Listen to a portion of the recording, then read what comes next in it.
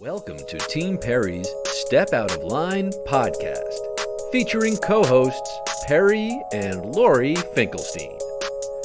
Together, they explore, meet, and share inspirational stories with guests who have made a positive impact in today's world. This podcast resonates with our hope to make this world a better place one step at a time through love, acceptance, and uplifting conversations.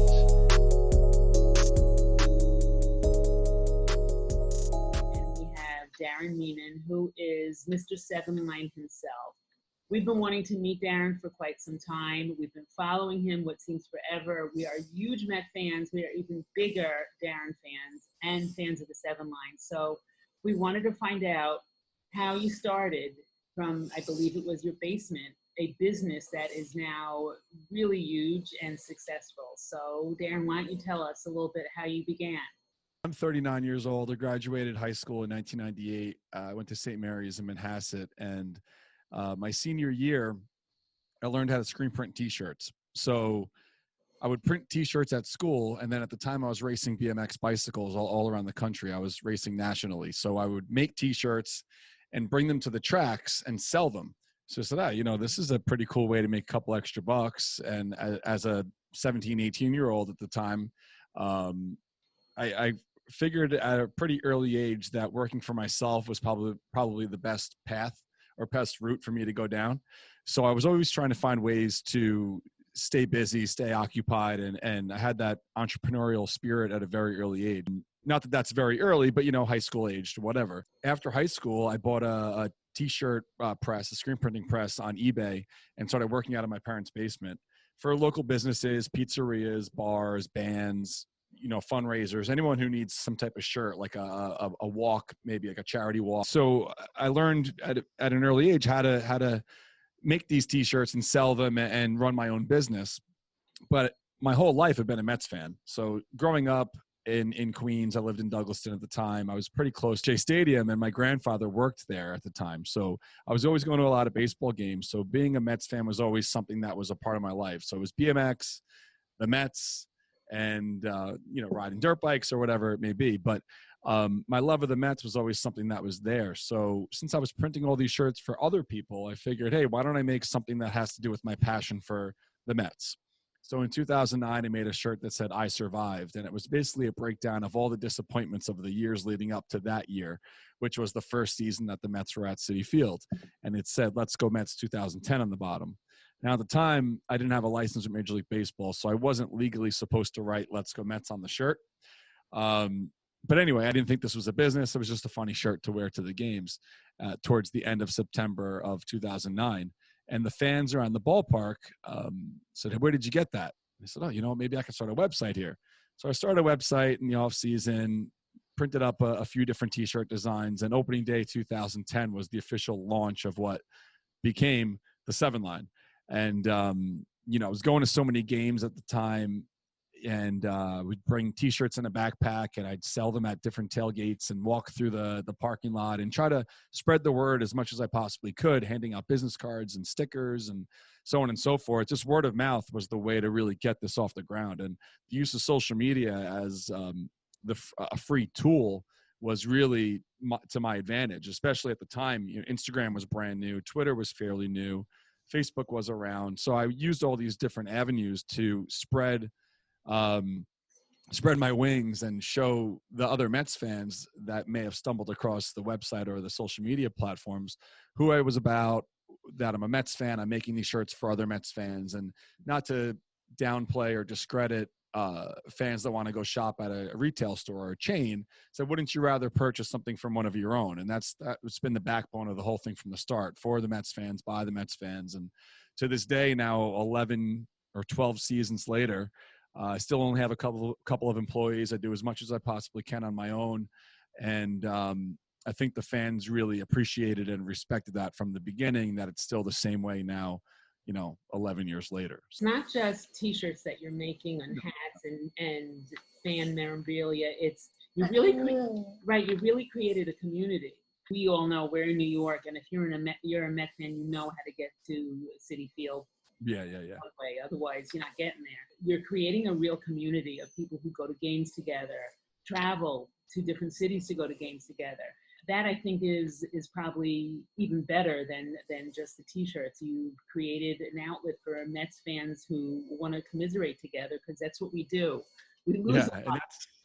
That was very important. Yeah, the losing, there's way too much of that surrounded with the being a Mets fan, unfortunately. But I came from the BMX background, and a lot of the brands that I really appreciated and respected and, spent my money on were the ones that were owned by people who actually rode bikes, not just a random corporation or Toys R Us, whoever makes the bikes that go into these different places, and the brands that I liked were also community based. So those companies that sold the bikes would also put on their own contests, or they would sponsor their own riders. And they were always trying to be more about, like you said, the community, rather than just here's a bike, buy it and ride it. It's like, let's ride the bikes together. So it was the same thing. Let's buy these shirts or let's buy these tickets and be Mets fans together, rather than, just buying a shirt and going to a game. Like, anyone could go to a Mets game, of course, but we like the aspect of when the Mets stink, we still have a bunch of friends to hang out with and a bunch of different activities or events that we can go to together, or hang out in the parking lot and tailgate, or even in the off season or a weird year like now, you can still have people that you're friends with because of your fandom, which is, something that I really wanted to tap into, and I thought that was very important, for sure. You created such a niche in the market because you're not doing other teams. You're just focusing on the Mets, which shows your loyalty, but it also shows how smart you are, because you branded yourself and now you're sticking with it, which is how you're so successful. Would you say that this would be how you stepped out of line in your life, taking a risk and going for it, or is there something else that comes to mind that you could think of? Well, I'm not going to downplay the importance of school and, so on and so forth. I did go to college. It wasn't for this, but a funny story. My mom said the first day I got off the bus, I think from kindergarten, I asked her, how many more years do I have of this? So I think I stepped out of line pretty early, saying, I want to work for myself. How do I do this? How can I, not that I feel like it's the worst thing in the world to have a boss, but I always felt like if I kind of, did my own thing and tried to be successful at what I put my mind to, I think that, I don't know if that's really stepping out of the line per se, but, a lot of people follow, not to say like a textbook of how they think their life should go or what they should do or what their parents want them to do. But I felt like, you choose a path and you set your mind to it and try to make it happen. And saying don't say no for an answer, don't take no for an answer really isn't the word I'm trying to get to, but try to be powerful and in your mind. And, I feel like it's kind of cliche to say, like, anything you can put your mind to, you can actually pull off. But I feel really strongly about that. And there's a band called the Bad Brains, and they have a song that they're a punk rock band from DC, the DC area. And they have a song called PMA, and it's positive mental attitude. And I feel like your mind is such a strong tool. And if you stay positive, you can accomplish anything. A lot of work, a lot of hours. You hustled and you got this done. So get your hands dirty, get in there, and if you don't know something, and at the time, YouTube wasn't really as popular when I was learning all this. In the late '90s, YouTube wasn't even around yet. So now, the youth of today has everything at their fingertips that they want to learn. Anything you could think of, you can go on the internet and type in, and how do I do this? How do I do that? But at the time, it was really, what do I want to learn? How do I figure this out? And how can I do it without hiring somebody else or paying somebody else? Let me do this myself, But as far as like our content team is involved, I have a co-host on my weekly show, Orange and Blue Thing. When the quarantine hit, a buddy of mine, his name is Herm. He works out of Brooklyn. He does a remote art show for us through the internet. So we have different people who work like more on the freelance side, but as far as like an actual team, it's really still just less than 5. It's pretty small. You receive recognition from actual Mets players who all adore you because you're great for them. You promote them. You are getting fans together to enjoy the successes that the Mets do have, and they do have a lot of successes. We just walk away sad sometimes from games, but the joy that we get when they're amazing, because that's what they are. They're really the amazing Mets. It's just awesome. Curious, what is your daughter's name? Did you happen to name her Shay? No, we tried to, my wife and I, we're obviously we're big fans, but we like to have some things in our life that aren't just Mets related.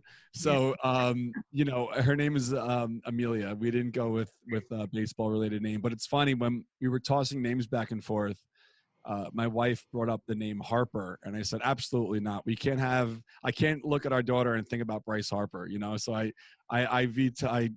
X'd that one out immediately. But Amelia, yeah. Yeah, I wanted to name Perry Shea, but that didn't go well. Who is your favorite all-time Mets player?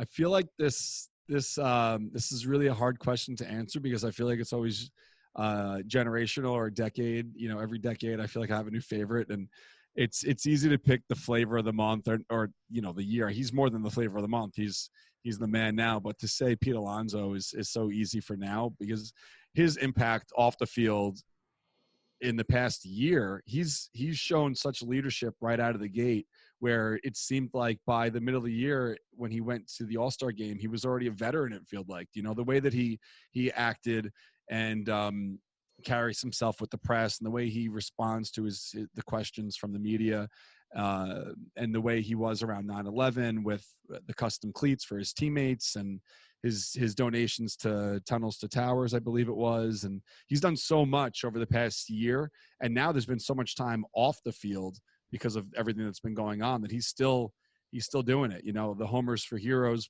foundation he has is huge. Well, I don't know how huge it is, but he's getting that off the ground and trying to do something positive, which is great. But growing up, I feel like I was always into home run hitters. So I liked Mike Piazza. I liked Darryl Strawberry. Guys like that were always popular to me. And I really liked the flash of Jose Reyes back then when, other teams hated it. He was so flashy, his special handshakes, the way he acted on the base paths and how animated he was. I feel like he was ahead of his time because now it's almost where more players are acting that way and it's more normal. But he was doing it, 2007, 2008, and he would really get under the skin of all these other teams. But I enjoyed that as well. So the name, the 7 line, was more so not just about the 7 train, but also at the time, Jose Reyes was still on the team. So there was a lot of correlations between the number 7. He was a big favorite of mine as well. We interviewed Darryl Strawberry for our other interview series, and incredible because he what he did, but what he's become now as a man and what he's doing, really very admirable, and he was very kind to us. So he's one of our favorites, and then of course Nelson Figueroa, because how could you not love him? And then David Wright is an all-time favorite. Oh, absolutely, nicest guy ever. It's funny, before I moved out here, Darryl Strawberry owned a restaurant very close to my house in Douglaston. It was only lasted a couple of years, but it was funny having a guy that I, looked up to when I was a little kid, and then he owned a business down the block from my house where I'd pop in and we'd be on first name basis, so it's, hey Darryl, what's up, Darren? Like, how you doing? Like, how's the family type thing? And so, having a childhood idol then open a business in your town was pretty cool. But yeah, like you brought up Nelson too. He wasn't a Met for very long, but the impact off the field will make you such a fan of a person, more so of the person, not just the player. And I think that's important. Right. I don't know if you know this about Nelson because he doesn't really brag about it or talk about it, but the charity that Perry fundraises for is called High Lifeline. And Nelson met Perry when Perry was probably 7.